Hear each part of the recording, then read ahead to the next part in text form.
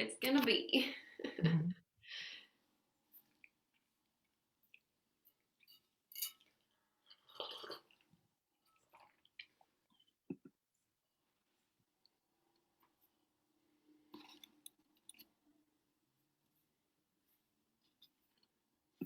Okay, looks like we are live. Hi, everybody.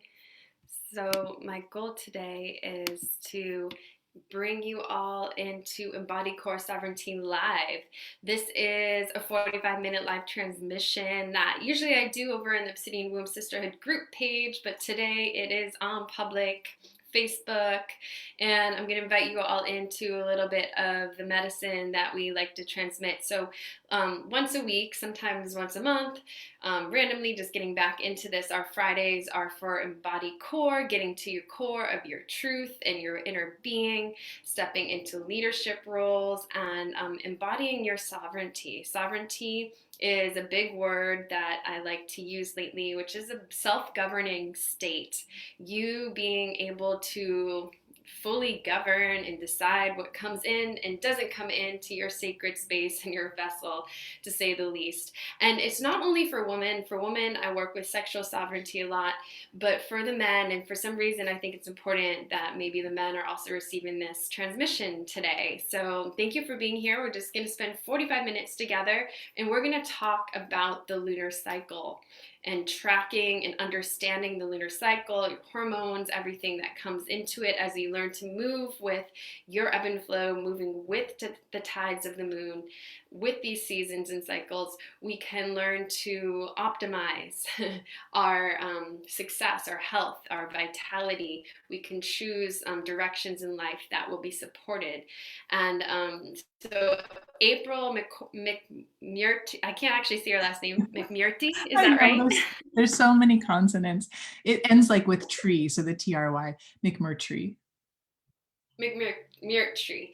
Yeah, April is the creatress of this calendar called The Moon is My Calendar. And up until I met April, and there are moon calendars being created, but I met you, was it 7 years, 8 years ago or something? I feel like a good amount of time when It's been a I while. was out in Berkeley, yeah.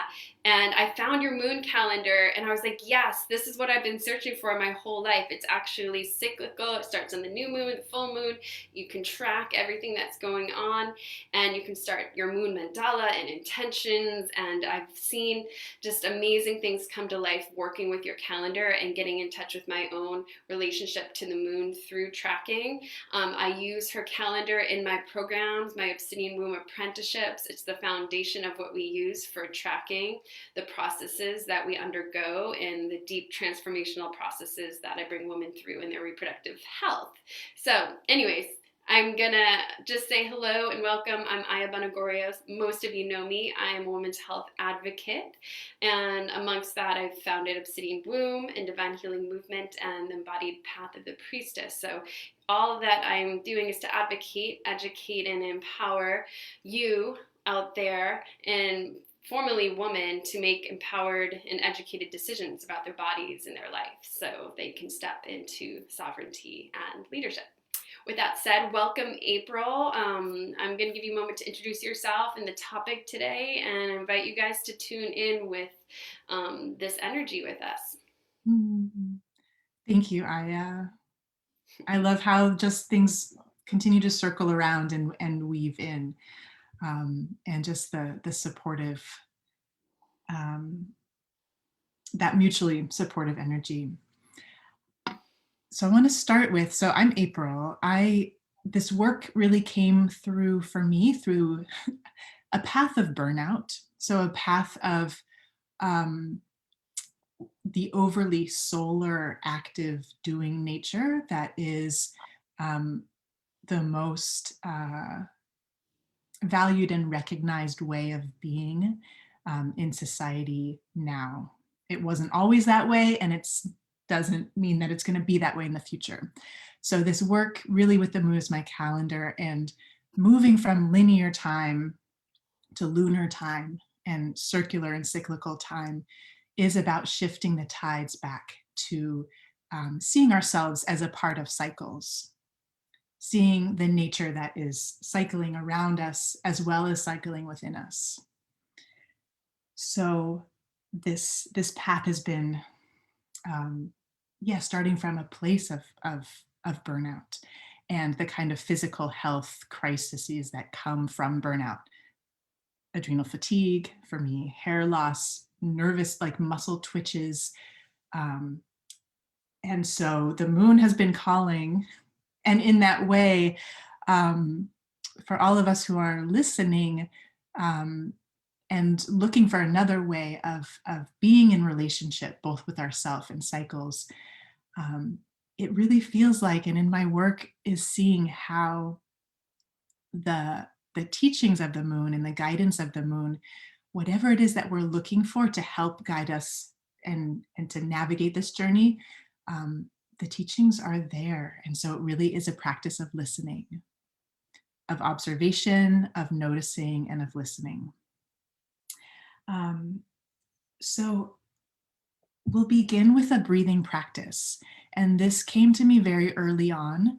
Um, I remember just being, this was, 7 or like shortly before I met you, most likely it was that still juggling the roles in my life of working outside the home, of having 2 children, of just being on and not knowing how to go between this energy of building and waxing and the energy of releasing and waning that the moon teaches. That's all a part of the whole.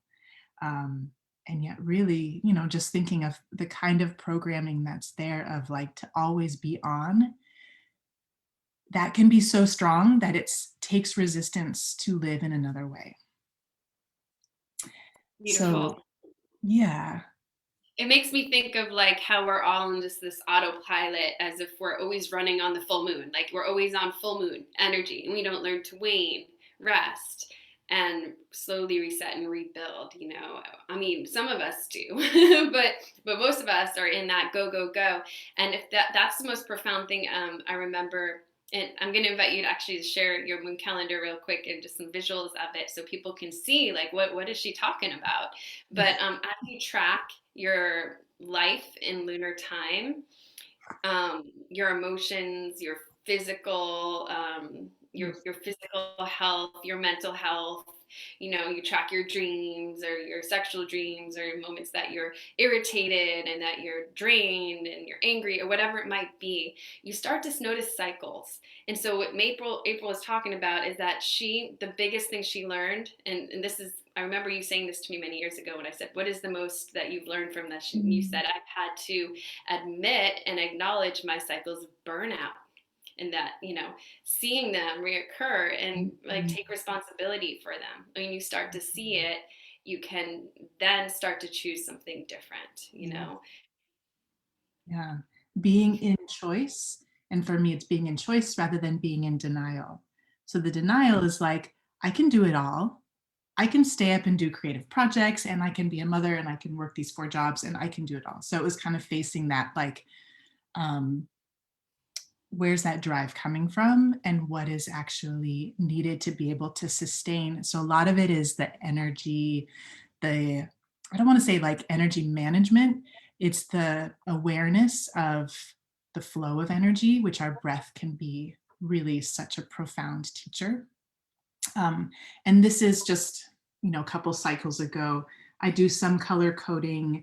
A lot of it's like numbers of for hours of sleep, what number I'm on in my inner cycle of menstruation.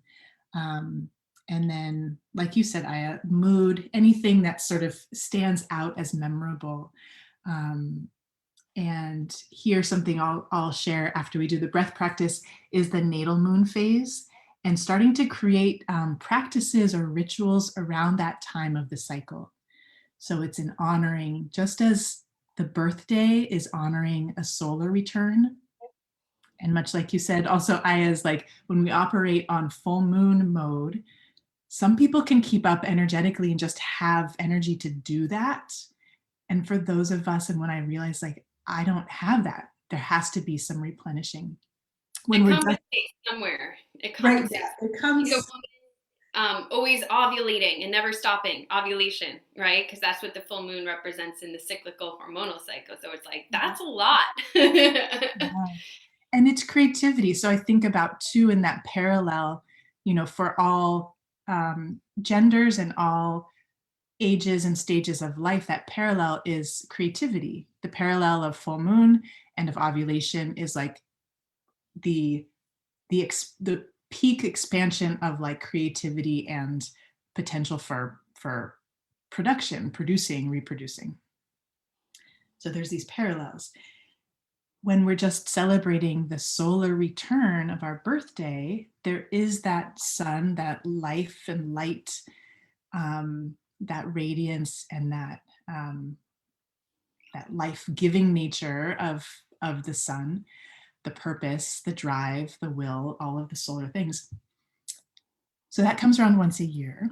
And what I'm interested in is how, when we start to really acknowledge and recognize and honor and celebrate the lunar side of ourself, how to create a practice or a ritual for the natal moon phase So what return. is natal moon as opposed to birthday?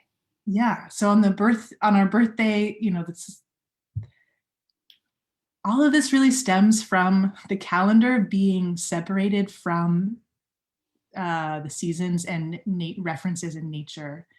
So the moon has always been the calendar all Mm. across the globe throughout time up until a certain period where really that division took place of removing the moon from the calendar.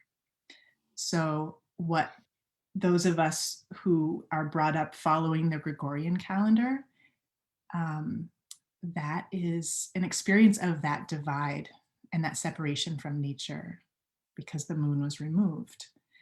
Um, and so all of this kind of stem from that fracturing. So really working with lunar time is a form of repair. I've never said it that way, but I'm just feeling that. Yeah, yeah. Let it come through. It's important. Yeah.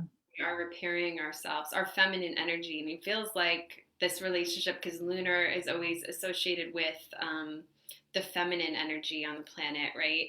And we all have masculine and feminine, and even many of us females are running on masculine or patriarchal, like programming to do, and that there needs to be production, when the yin or the feminine is being stillness, receptivity, softness, and like learning. We have to let women come to me all the time, and they're like, I just want to be feminine, connected to my feminine again, and like this is the way, tracking with, like, give them the lunar calendar, help them understand their hormones and how to nourish them with this, the cycles. And the same thing with the men too, have the disconnection to the feminine in themselves, how much they allow in, and that too, it's like all of us have an imbalanced feminine energy, men and women, and any gender, or any association of human have these energies, and they are trying to return into balance on the planet right now. This is how I believe, and I believe that what you're sharing in this calendar and just understanding the lunar cycles in our lives, is a missing ingredient or a piece of that repair. Repair. It's a repair. And I think there's different names and sort of categories of what are these different energies. And so some of those names, like you mentioned, the yin and yang, of what's that balance of yin and yang. So often associated with masculine and feminine. And I think early on, the message that I got was yin and feminine equaled weak or weakness. And so as a young person, as a teenager, I was like, well, I don't want to be weak. I don't want to associate with things that have a weakness. And so that femininity for me was very much suppressed. And so that's been a whole repair and recovery as well, of integrating that. And so an integration. I'll also share that for almost 10 years, my work outside the home has been to teach language and teach Spanish.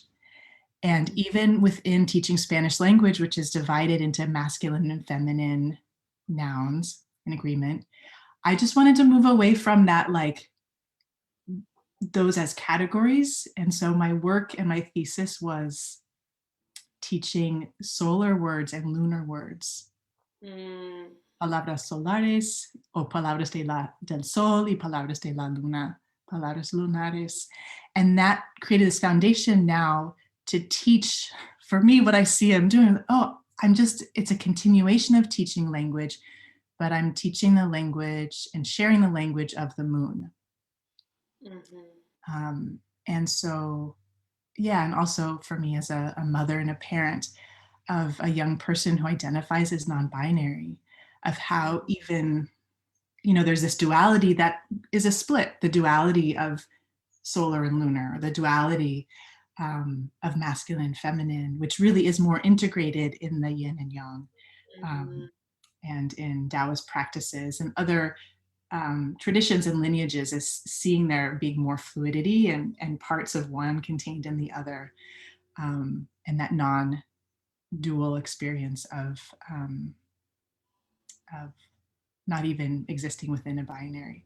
So in my experience, I can name and identify more lunar qualities, which are sometimes associated with feminine qualities, and solar, um, which has a directness.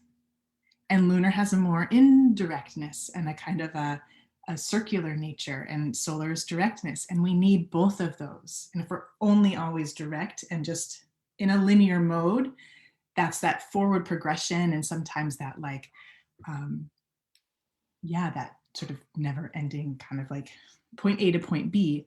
I'm interested in the wanderings and the meanderings, and sometimes I need a little more of that solar, okay, just get direct and just do the thing and kind of switch that on. So I see it as a skillfulness, becoming more skilled to navigate um, those expressions and qualities um, and attributes of both. Beautiful. I'm going to Um, circle back because you asked me a question and I'm like, I love the meandering. What is the natal moon? right. We started there and we wove a little bit, and to come back to the natal moon. So the day that each of us was born, the moon was in a particular phase. And so just looking back to a moon calendar from the year that you're born, you can find what phase that is, and it contains a lot of information, and it also is like a doorway and a portal um, to deepen the relationship with the moon, and that kind of sweet spot within the cycle that comes around each lunar cycle back. That's the returning part of the natal moon phase, the returning back to a new moon or a crescent or a first quarter or a gibbous or a full moon or a disseminating moon, last quarter or balsamic moon. So it's kind of it's another way. A lot of this work too is a way finding one's way and wayfinding, and finding one's place or kind of home frequency within the overall cycle. Wow. Yeah. I have heard of the natal moon before, and I've been curious about it. And I can't believe of all people who work with lunar cycles, I don't know my natal moon. And We'll find out today. it's almost my birthday, so I feel like that's the next piece for me here. And I know you said you have a link, so I'm looking forward to that link. I just want to ask anybody who's live with us or watching the replay to just let us know. Let us know. Like, type into the comments here your like, what is your relationship to the moon, and like, where do you feel that relationship to the moon, and where do you feel maybe where you'd like to integrate it more or bring in more ritual or more understanding. Like, what is this bringing up for you, this talk, and how can we strengthen that relationship so that we strengthen our relationship to ourselves and to our life and to the Pachamama, the Mother Earth, and the cycles around us, right? Because in a way, it's that repair is honoring the Earth in her celestial cycles. Yeah. And that, yeah, that very, um, I'd say, symbiotic relationship, and a kind of a co-regulating with cycles, how the moon and the earth have this interesting dynamic or even mysterious relationship. Is the moon part of the earth? Was there a collision that then part of the earth broke off and part of us is now orbiting ourselves?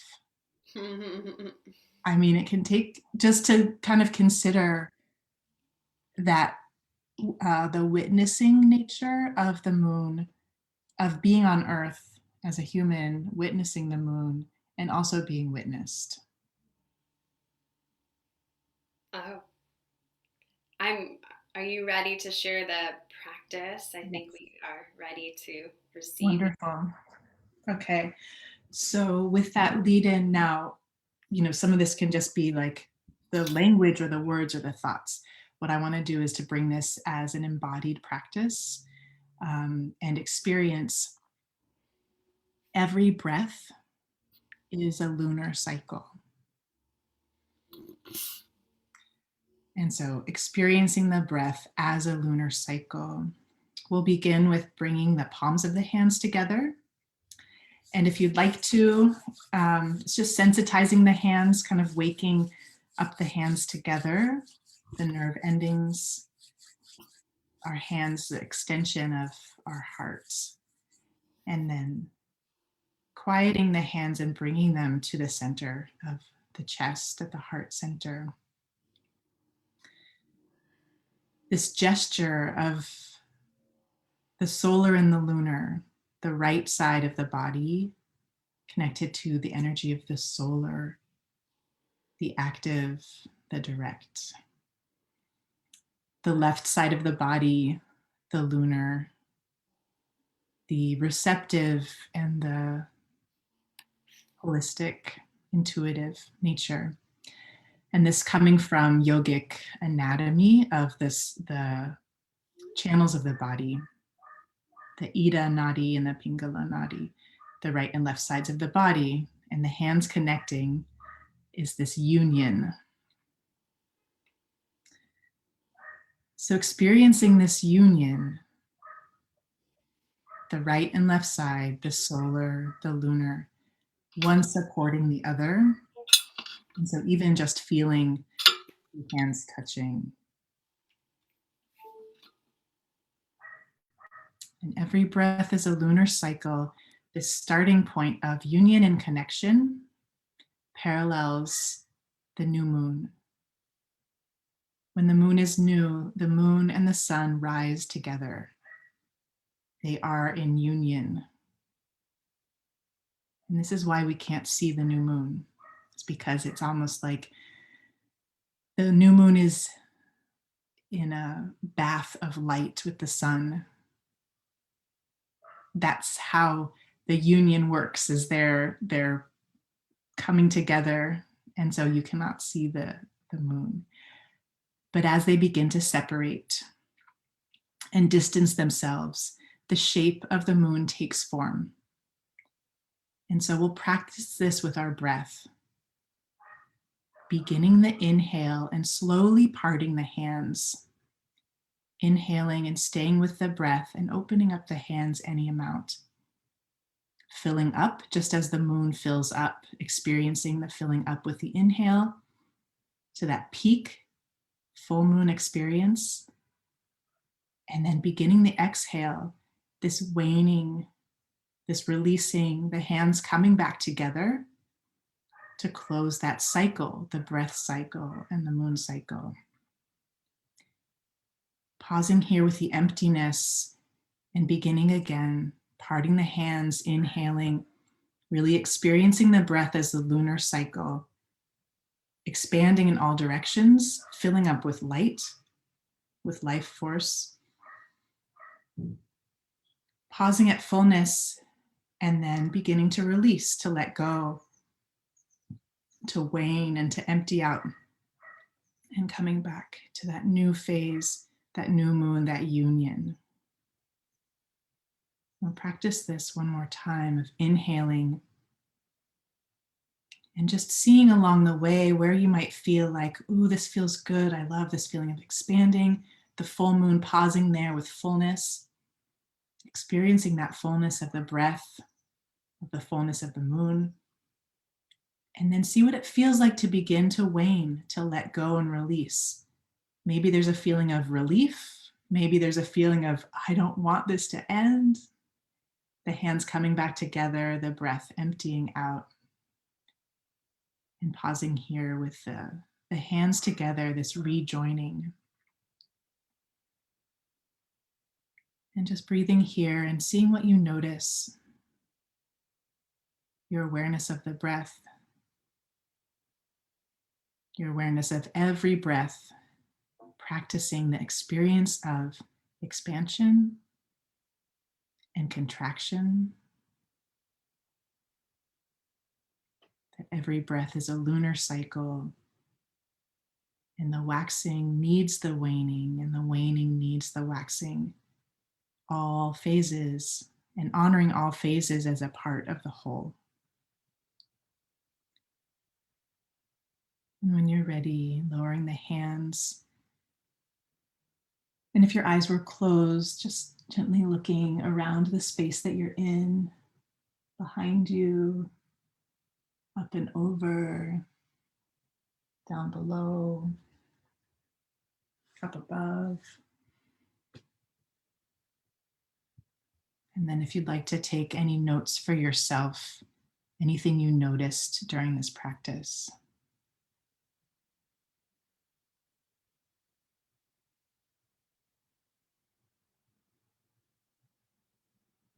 Seeing if there was a certain particular part of the breath or a part of the cycle where you find yourself today.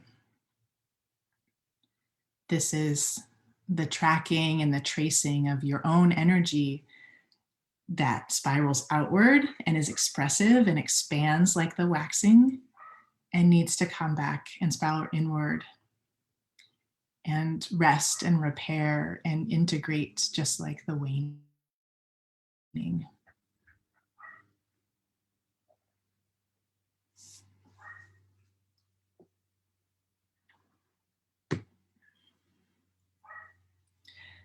So this breathing with the moon practice can be done at any moment and can give a sense of, where am I today? Where am I right now? Am I feeling this? Am I fully like open?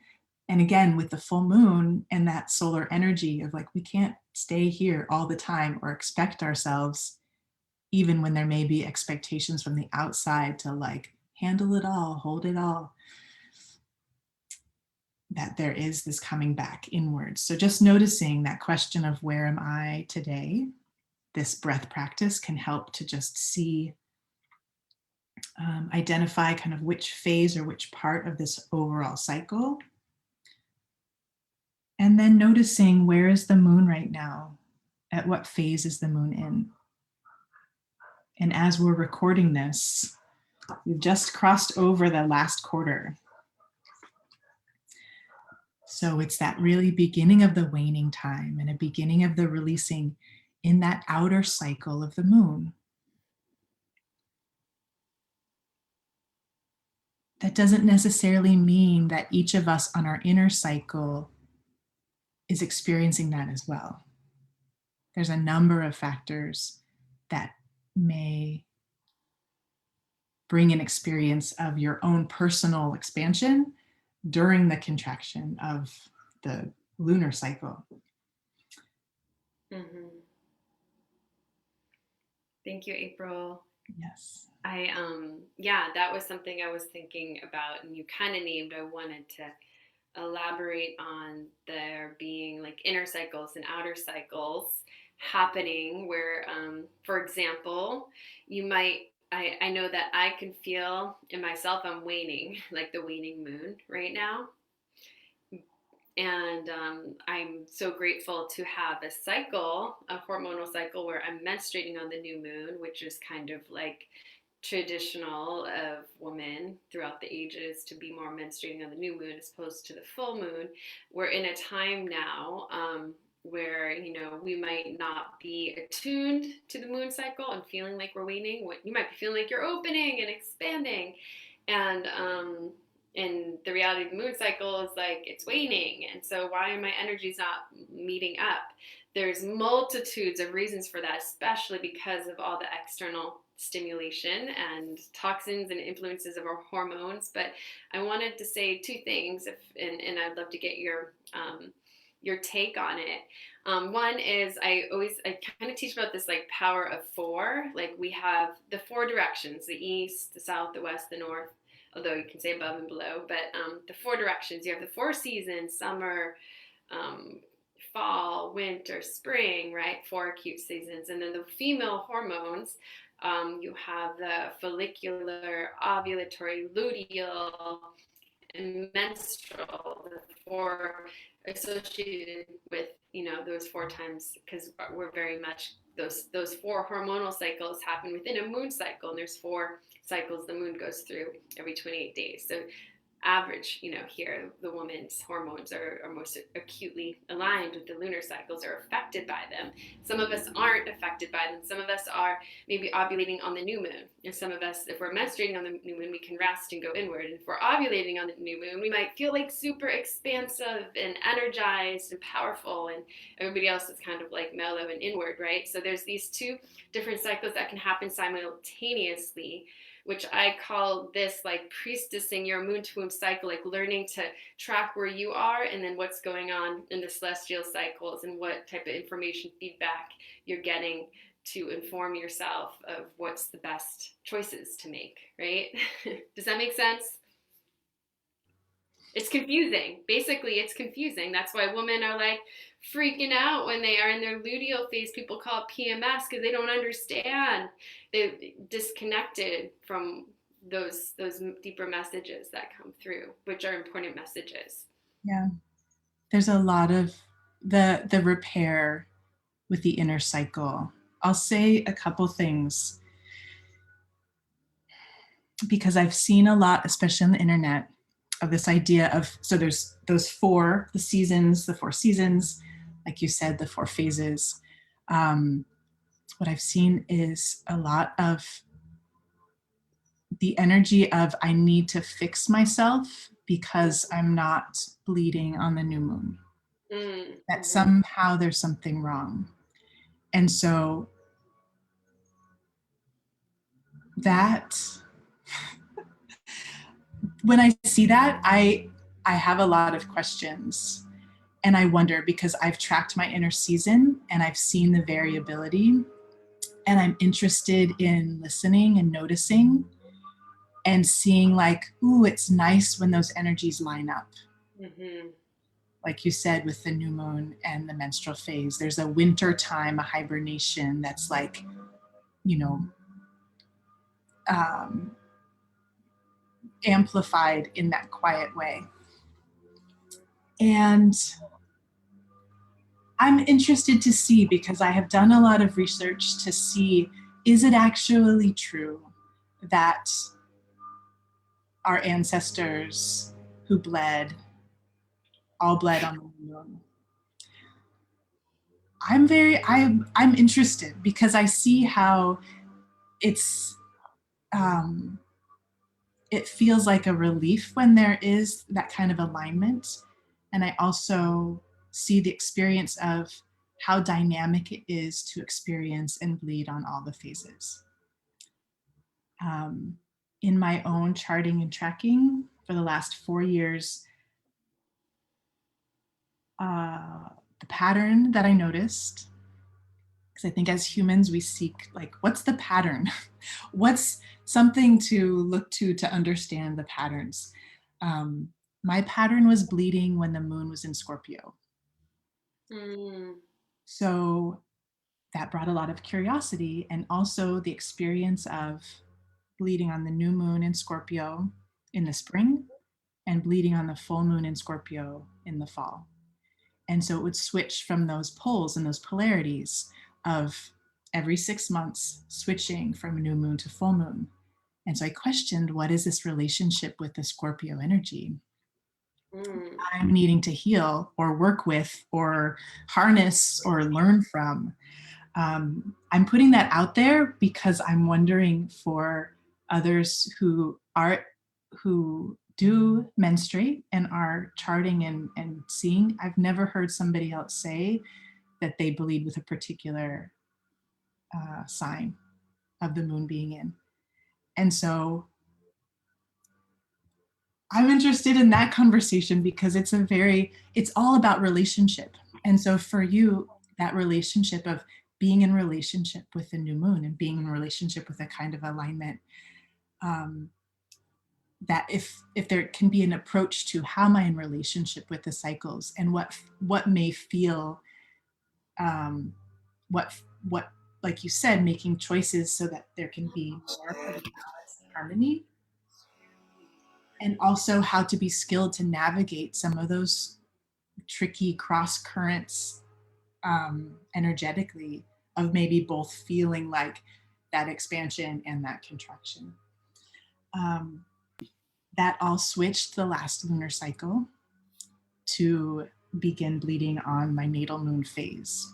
And so that'll be the segue into, yeah, the natal moon phase. There was research from, I think he was a Czech doctor, Dr. Jonas, in the 1950s, who conducted research and surveyed to see that it was common for women to to ovulate on their phase of the moon they were born under. As Wow. potential second time of ovulation, or that kind of being a personal alignment with the inner cycle and the lunar cycle. So the first person to share this with me was a yoga teacher named Susan Fallman in Berkeley, maybe 10 plus years ago. And it took me, even though I looked at my phase, it took me years to really integrate and have practices around that phase. So for somebody, and for you finding out, like, it can just take a couple cycles to go through to see where is that home base or that kind of sweet spot in the lunar cycle. And so my inner cycle just started to match up with that now and has moved away from Scorpio. Wow, what amazing finding. Like, and I just want to, yeah, I want to summarize what I think you just said for everybody who's watching. I think what I'm hearing is that, like, it's not necessary if we're not lined up our cycle on the new moon or what might be considered appropriate. There's no reason to sabotage yourself, beat yourself up. Like you're offering an opportunity to be curious. Like, why is my cycle changing every time we go into Scorpio, or every fall my cycle might change from new moon to quarter waxing or waning, or like the cycle can change. And if you are tracking, you start to see, like, oh, every year at this time there's this shift, and you can be curious about it. Like, you got curious, like, I wonder why. And then finding that it's related back to natal chart. Like, this is a big aha for me today. Like, I haven't found my natal moon like in my whole life. This is like going to be a big breakthrough for me. And so what I find is that this lunar tracking, for the reason that we want to invite all of you, if you haven't done this type of tracking, cycle tracking before, is because it's like self-mastery. The more you do it, the more you receive information from your inner being. And that information is all about, you can use that to take better care of yourself, to make choices in life, relationships, business, everything, children, right? Knowing when your cycle is coming, or like getting curious why things are there, and then having it be revealed to you, like yours has as well. I think that this is a beautiful map of self-discovery and self-mastery. That curiosity and the revelation, the being curious and having the questions and seeing what will be revealed. And as I said earlier, for those who are not menstruating, having the curiosity about creative energy, and really that inner cycle is a cycle. It's a creative cycle, and that has pauses and has buildups. And so that's a cycle to notice is what are my creative cycles? Um, and thank you for summarizing that and also for this reminder of um, there is already so much pressure for perfectionism and for consistency and predictability and uniformity. And so this practice with working with the moon allows for more of that fluidity and more of that um, listening, observation, curiosity. And I would say not putting so much emphasis on regularity. Mm, The cycle itself is 29 and a half days. And I also, when I'm going to write a post or an article or something about the myth of the 28-day cycle, only because I think it somehow reinforces that perfectionism in some right. that I just see causing harm in this way of needing to fix that something needs to be fixed. Thank you. Who's to say that our ancestors all had a cute 28-day 29 cycle, and a half. Yeah. always menstruated on the new moon? Like, there's no proof of that. Although it would make sense that, because the woman in tribe influence each other hormonally, and there's certain ways that they didn't have the same stimulation of things affecting them that might have been more common. With that said, how can we, because we're going to wrap up our time here in a Yeah. minute, how can our viewers, our audience today, get in touch with you? How can we get a moon calendar from you, and what's this good starting point for tracking? And tell Yeah. us how we can start. Um, I the moon is my calendar. So the website, themoonismycalendar.com. I'm taking a pause from Instagram and social media for the most part. Again, it's this waning of like how waning and weaning. Um, this is a transition time for the 2021 calendar and beginning the 2022 calendar. So the printed edition is sold out, but there's a digital moon calendar at themoonismycalendar.com. And Aya has a code for that we can share. Um, and so having the digital calendar and printing it out, also on the newsletter, the moon letters, once a month, I'll share that PDF for just the one cycle. And I love your newsletters. You give oh, a lot, like, I've been receiving them for years, and you have like little wisdom teachings or things about the Venus cycle and the lunar cycle, or tracking tips that I would have not learned otherwise. So that's a fun thing to get on. So we'll make sure that we post here in the comments a link to the moon is my calendar, and you'll also post a link to how we can find our natal chart. Is that correct? yeah, so it's the natal moon phase. And I'll say that the phase itself, if you know your moon sign, that's astrology in the symbolic language of the sign the moon was in. Knowing your phase is different. There's a Mm. connection, and there's a course that I created called Know Your Moon that begins with the natal moon phase and then goes into more of the astrology. So yeah, we'll put that link. I could put it in the chat, but I think it makes sense. We'll just put it, and there's actually a blog post that I created about that too. This is For so enriching. Yay. Yay! I'm so glad to